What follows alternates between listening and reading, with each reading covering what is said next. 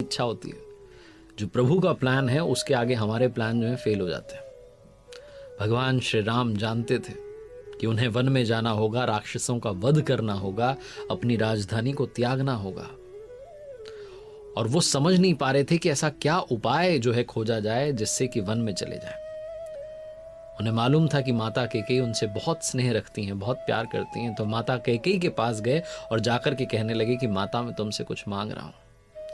माता ने कहा कि माँ वो क्या मांगना चाहते हो, बताओ तो सही।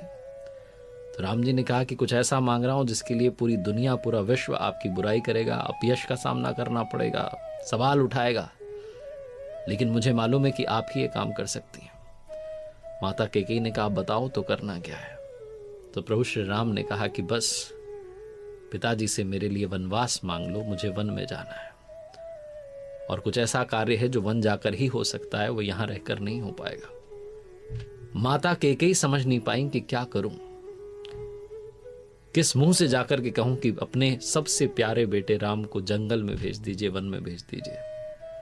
तब कहते हैं कि वो दासी मंथरा आई और आकर के रानी को कहा कि तुम अपने बेटे भरत का राज्याभिषेक क्यों नहीं करवाती, राम को सब कुछ क्यों मिलने जा रहा है। तब एक कथा में कहा गया है कि माता कैकेयी को ये समझ में आ गया कि ये शायद हरि की इच्छा है, ये उन्होंने ही योजना बनाई है। तो उन्होंने 2 वर मांग लिए। अगर सिर्फ राम जी को वनवास का वर मांगती तो बात समझ में नहीं आती, इसलिए दूसरा वरदान भी मांग लिया कि मेरे बेटे का राज्याभिषेक हो जाए। प्रभु श्री राम वन में गए थे राजकुमार बनकर, लौटे तो प्रभु श्री राम बनकर। हरि की इच्छा सबसे बड़ी इच्छा होती है, उन्हें जिससे जो करवाना होता है वो करवा लेते हैं।